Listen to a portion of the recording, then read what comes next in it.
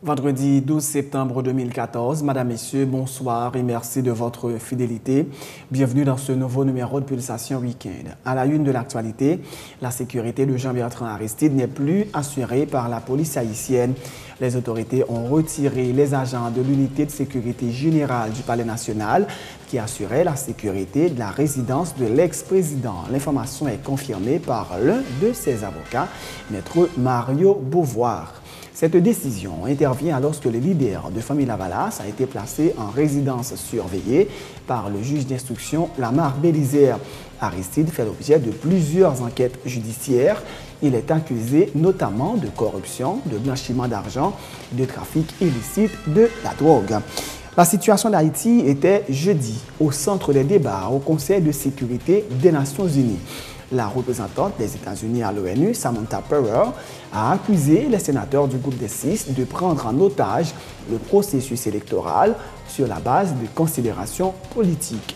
La représentante du secrétaire général de l'ONU en Haïti, Sandra Honoré, a également pointé du doigt les sénateurs de l'opposition. Elle dit douter que les élections puissent avoir lieu cette année.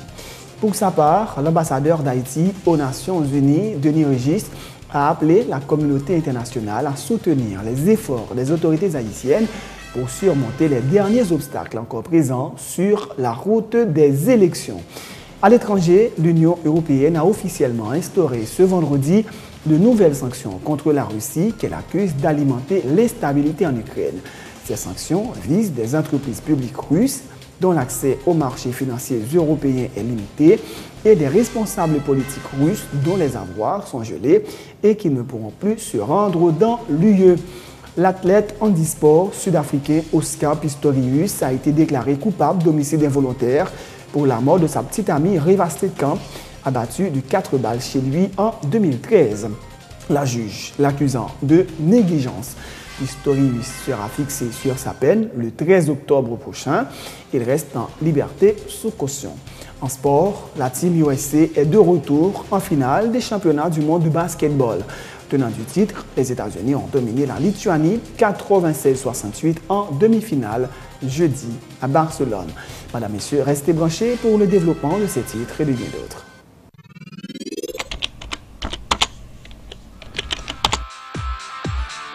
Bienvenue à cette édition d'Information Pulsation, l'essentiel de l'actualité de la journée.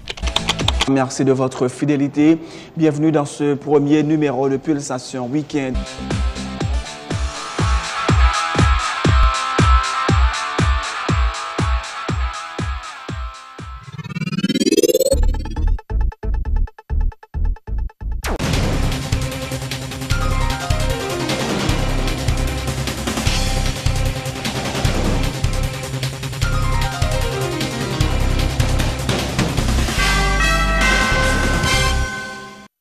De recherche, bienvenue dans le développement du journal. Les autorités policières ont retiré les agents de l'unité de sécurité générale du Palais national qui assurait la sécurité de la résidence de l'ex-président Jean-Bertrand Aristide.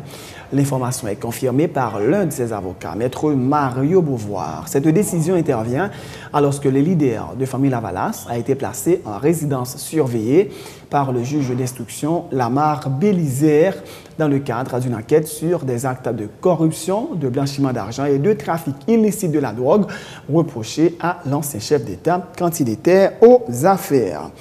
Autre point de l'actualité, les retards enregistrés dans le processus électoral en Haïti. Cette question était jeudi au centre des débats au Conseil de sécurité des Nations Unies. La représentante des États-Unis à l'ONU, Samantha Power, a accusé les sénateurs du groupe des 6 de prendre en otage le processus électoral sur la base de considérations politiques. Madame Power a appelé au vote de la loi électorale pour favoriser la tenue des élections. Pour sa part, la représentante du secrétaire général de l'ONU en Haïti, Sandra Honoré, a souligné qu'un groupe de sénateurs continue de réclamer la mise sur pied d'un conseil électoral complètement renouvelé avant de plancher sur la loi électorale amendée. Elle reconnaît qu'il reste difficile d'envisager la tenue des élections avant la fin de l'année et avertit des problèmes que cela engendrait en termes de dysfonctionnement du Parlement et de vacances institutionnelles. D'autres diplomates accrédités à l'ONU, notamment ceux du Canada, du Brésil et de l'Uruguay se sont montrés préoccupés par les retards enregistrés dans la tenue des élections et appelé les protagonistes à renforcer le dialogue en vue de rendre possible le scrutin dans le meilleur délai. Le processus électoral est bloqué en Haïti du fait d'un groupe de sénateurs qui s'oppose à toute tentative de voter la loi par le Sénat, notamment en empêchant que le quorum requis soit atteint, a indiqué pour sa part l'ambassadeur d'Haïti aux Nations Unies, Denis Régis. Il a appelé la communauté internationale à soutenir les efforts des autorités haïtiennes pour surmonter les derniers obstacles encore présents sur la route des élections dont le premier tour doit nécessairement se dérouler cette année. Aujourd'hui, force est de le constater. Le processus électoral se trouve bloqué. Le rapport du secrétaire général en fait d'ailleurs état. Ces derniers, les sénateurs de l'opposition, indiquent le rapport, se sont régulièrement opposés à toute tentative faite par le Sénat pour voter la loi électorale amendée, en empêchant à plusieurs reprises que le quorum requis soit atteint. Le gouvernement haïtien est pleinement conscient qu'Haïti se trouve aujourd'hui à un carrefour important pour la consolidation de la stabilité et de la démocratie, comme l'a fort justement souligné le secrétaire général, qui considère à juste titre que la tenue d'élections inclusives cette année est essentielle pour la continuité du Parlement en 2015, la consolidation de la démocratie et de l'état de droit, la promotion du développement, conditions nécessaires à l'amélioration des conditions de vie de la population haïtienne et à la réalisation d'une stabilité durable. Conscient de la gravité des enjeux, le président Michel-Joseph Martelly et le premier ministre Laurent Lamotte partagent pleinement ses vues. C'est pourquoi il continue de déployer tous les efforts nécessaires pour rallier le consensus. Fort du soutien de la population, désireuse de participer à des élections trop longtemps différées, ils sont déterminés à s'acquitter de leur engagement solennel en assumant pleinement leurs responsabilités à l'égard du processus électoral. Ils en appellent à cet égard aux Nations Unies, au Conseil de sécurité, à l'ensemble des partenaires d'Haïti, pour qu'ils soutiennent leurs efforts dans cette voie, en vue de surmonter les derniers obstacles encore présents sur la route des élections.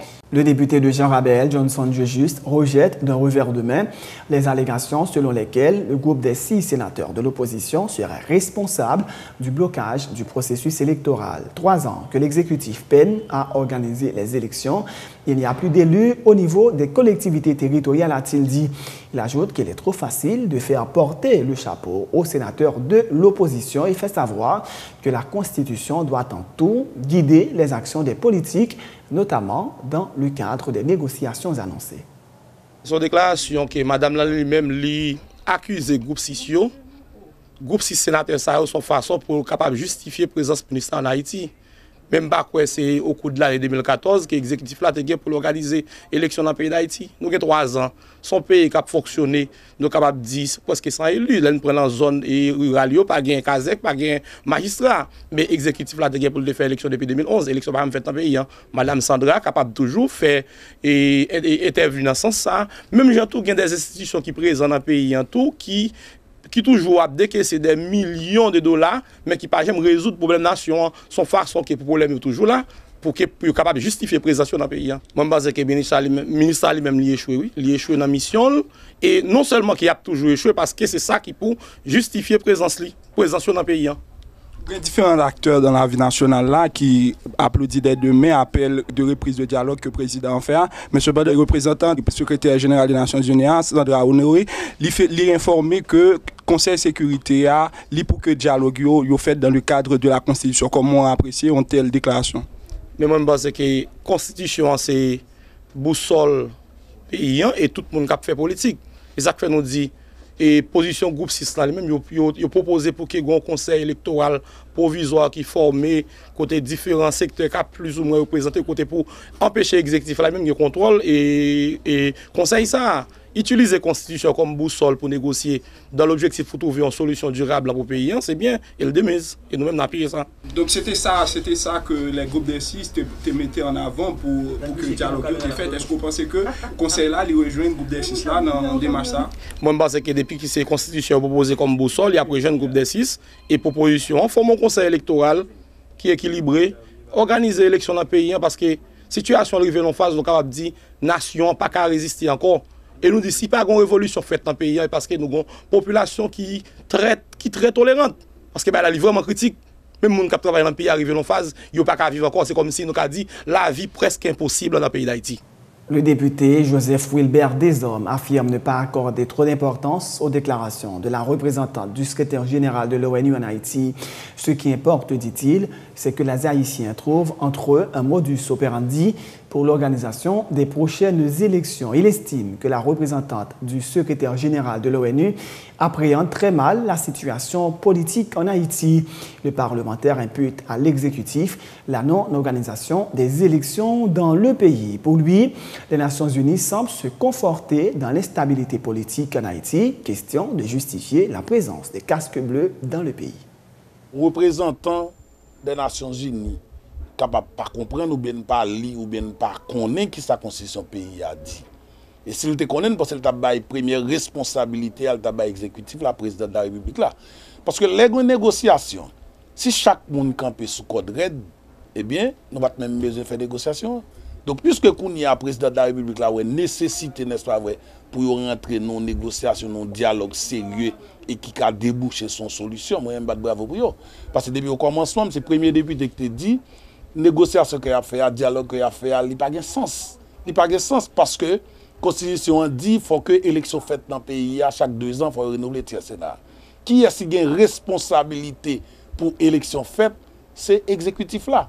Donc, lors passe 4 ans, 5 ans au pouvoir, pas jamais organiser l'élection, eh bien, l'histoire condamne et l'histoire apprend, on est vrai, pour le monde qui fait plus tort à la démocratie dans le pays. Mais déclaration Sandra Honoré est contraire à la lecture par là, puisqu'il a toute responsabilité blocage crise préélectorale là, sous le groupe 6 là. Eh bien, c'est ça, oui, pour le monde qui a dirigé le pays, à commencer à comprendre. Parce que tout autant qu'il y a une crise dans le pays, là bon pour les Nations Unies, là bon pour le monde. Parce que si pas de crise, il n'y a pas dans le pays. Donc, chaque fois que vous avez un côté pour faire crise à venir plus durer, il y a fait. Parce que il n'est pas touché. Problème vraiment côté pour le toucher là. Parce que si on dit c'est groupe 6 tout le temps, et puis le président de la République a l'a prédit code, il n'est pas responsable de groupe 6, eh bien, l'élection pas jamais organisée dans le pays, il y a une instabilité dans le pays, il y a un problème dans le pays, il y a crise là, il y a même prêté là. Le groupe 6 là, il parle de respecter la Constitution, quel que soit ça qu'on a dit, mais lui-même, il a toujours été dans la Constitution. L'ordre dit c'est eux-mêmes. C'est comme si tu as dit, ou dédouaner le président de la République des responsabilités qu'il gagne pour lui garder, surveiller, contrôler est-ce que toute institution a bien marché. Donc moi-même, je pense que ça que l'a fait, il compte ça l'a fait, il n'est pas innocent. Donc c'est haïtien pour comprendre la situation et c'est haïtien pour entendre pour sortir vraiment avec de vraies négociations pour l'élection arrivée faite dans le pays. La plateforme politique paysan salue la volonté affichée par le président Michel Martelly de dialoguer avec plusieurs secteurs de la vie nationale, dont les sénateurs et responsables de partis politiques de l'opposition, en vue de résoudre la crise préélectorale. La plateforme encourage les acteurs concernés par ces discussions à prendre en compte la position de la conférence des évêques sur la situation d'Haïti. La plateforme politique paysan se prononce contre tout départ anticipé du président Martelly, mais appuie les appels à la démission du Premier ministre Laurent Lamotte. Francis Thèse est le secrétaire exécutif de la plateforme politique paysan. Plateforme politique réponse paysan a dit bravo à président Michel Joseph Martelly pour grosse décision ça, il prendre pour le chita avec tout petit pays pour débloquer la situation politique pays. Il a décidé de rencontrer avec 6 sénateurs qui sont en opposition. Deuxièmement, il a décidé de rencontrer avec les partis politiques qui sont principaux concernés dans la question élection. La plateforme politique réponse paysan a demandé pour tout secteur qui est concerné dans le dossier de dialogue, là, pour prendre en considération la déclaration conférence évêque qui fait qu'on est inquiet en pile peut-être ouais élection pour qu'on capable de organiser en dans pays. La plateforme politique réponse paysan dit pas gagner aucun problème avec quel que soit le monde qui a fait des propositions pour venir dialoguer. Cependant, nous pouvons dialogue supposé respecter la Constitution, c'est-à-dire règle. Yo dit de jour en jour, chance pour organiser l'élection fin année a réduit et comme ça penser à une transition plus paisible en 2015 sans avoir besoin de nouveau gouvernement. C'est une proposition, mais nous donnons une nouvelle réponse paysan, nous pas appuyer. Nous appuyons au niveau, par exemple, pas aucun problème pour le gouvernement d'Akrasé, mais le président Martelly, il faut qu'il ait fait mandat. Pas aucun problème. Pour M. Lamotta, retirer le col, parce que si c'est lui qui bloque, il est obligé d'aller. Mais pour l'instant, nous clés sur ça. Le président Martelly est mais si c'est Lamotta qui. Non, Lamotta est obligé d'aller parce que Lamotta n'a pas pris de là. Nous clés avec ça. Lamotta n'a pas pris de monsieur est obligé d'aller. Vous n'avez pas pris de monsieur n'a pas pris de non. Le fait qu'il n'a pas délivré marchandise comme chef du gouvernement, ça le dégage pour le gouvernement. C'est pas qu'être menti, marché monter, descendre, courir, monter, courir, descendre, il va rien. Donc nous, même dans la réponse paysanne, nous pour Lamotta retirer le col. Le responsable du groupe 77, Maître André Michel, informe qu'il ne participera pas aux discussions avec le président Michel Martelly, mais il dit souhaiter que le dossier de la démission du chef de l'État et de l'organisation d'élections générales anticipées figure dans l'agenda de la rencontre. Toutes les options doivent être prises en compte, a indiqué Maître André Michel, qui dit quoi? Que ces discussions devraient favoriser le renforcement des institutions républicaines. Le militant politique qui a dénoncé la révocation de la femme de Josué Florestal, qui travaillait au greffe de la Cour d'appel, déplore que, tout en se disant favorable au dialogue, l'exécutif continue de persécuter les membres de l'opposition. Si pour dialogue la fête, il faut que toute option soit sous table là. Il y a des gens qui disent qu'il faut que Martelly finisse mandat, il y a l'autre monde qui dit qu'il faut que Martelly démissionne. Bref, si pour dialogue la fête, il faut que démission soit sous table là tout. Parce que nous autres, nous disons qu'il faut des élections générales anticipées dans ce pays. Le Sénat de la République te prend une résolution, côté il dit qu'il y a une série de juges, notamment Anel Alexis Joseph, qui ne rentrent pas contre bande dans la Cour de cassation, question ça, il faut sous table dialogue là tout. Et par exemple, dialogue là, il faut qu'il permette que nous arrivions à mettre sous pied un conseil électoral honnête, crédible, en fonction de l'esprit de l'article 289 de la Constitution. Il faut que le dialogue là permette que nous arrivions à des élections générales anticipées dans le pays dans le plus bref délai. Dans quelles conditions l'élection pourra le faire? Avec qui environnement politique? C'est des questions qui doivent débattre dans le dialogue là. Par exemple, pendant à parler de dialogue là, hier, le ministre de la Justice a révoqué Mme Josué Florestal, qui tape travail dans la Cour d'appel Port-au-Prince. Il a révoqué lui, pour qui ça a révoqué? Parce qu'il dit c'est méchanceté au fait Maril, il a Maril dans la prison. Bref, moi-même, dans ces conditions, je crois que faut que nous restions tête fouette, faut que nous pas baisser la garde, faut que nous pas quitter au prend nous dans on jouet petit monde, même si nous dit question de dialogue la capable de jouer fait, moi-même moi crois que mon pote gain pour positionner sous question, hein? Même si son bagage qui est totalement impossible, pour moi-même, André Michel, moi je fais partie d'une délégation qui pourra rencontrer Michel Martelly. Bon, ça c'est totalement impossible. Cependant, conditions de base, il faut respecter. Les préalables du MOPOD sont toujours de mise. C'est pour un dialogue qui peut faire pour permettre aux gens à prendre quelques grains de job, à prendre maïs moulin, à prendre patate payo, à prendre du riz payo. C'est un dialogue qui doit faire pour permettre au pays d'arriver dans bon genre d'élection et permettre que nous renforcions l'institution démocratique.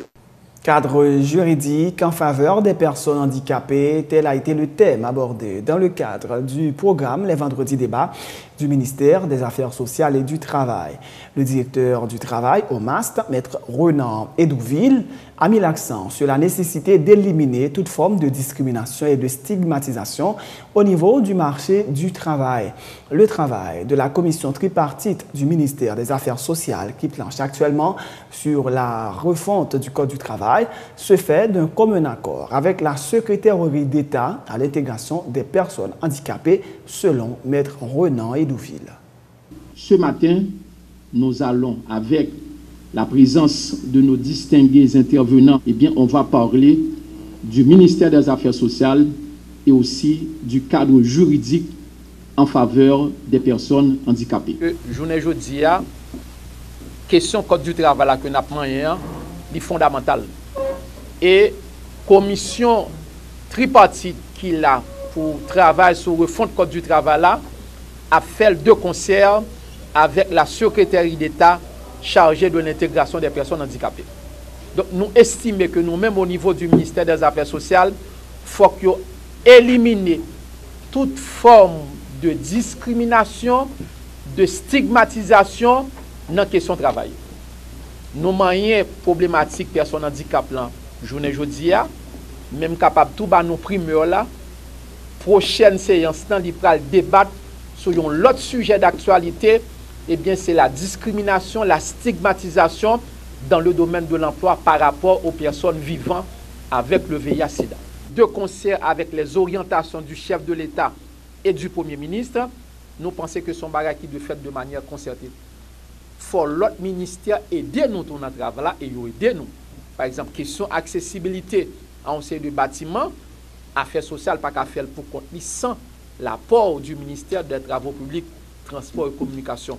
Donc c'est peut-être ça que nous croyons aujourd'hui à débat que nous avons fait. Le message c'est quoi? C'est que nous voulons lancer un message pour nous faire connaître que l'État haïtien, de par mission que le gagne, il prend question ça en main. Et il voulait avancer pour voir dans quelle mesure on peut éliminer les obstacles par rapport à la question ça qu'il a aujourd'hui.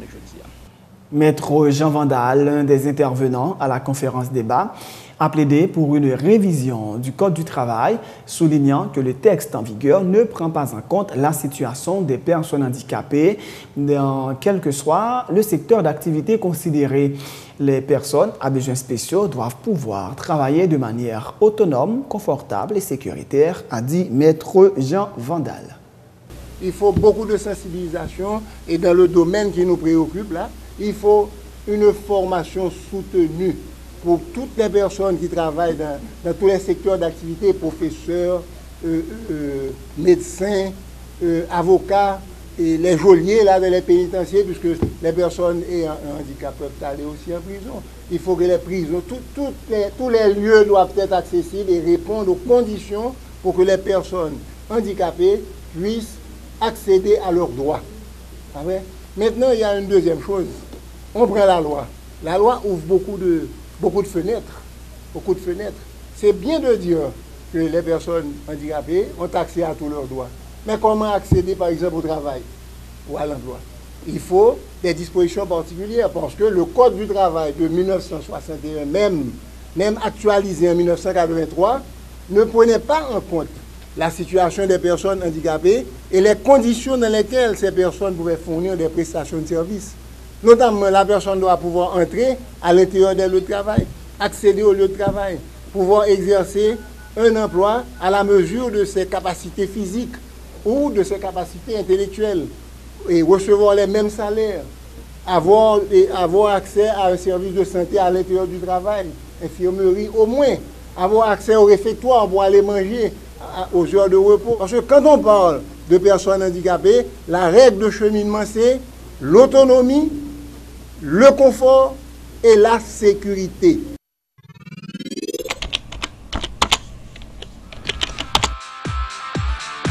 Bienvenue dans cette édition d'Information Pulsation, l'essentiel de l'actualité de la journée. Merci de votre fidélité.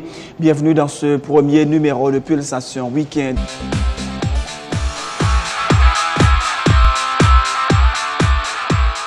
C'est la fin de ce journal, Madame, Messieurs. Mais juste avant de vous quitter, voici le rappel des titres. La sécurité de Jean-Bertrand Aristide n'est plus assurée par la police haïtienne.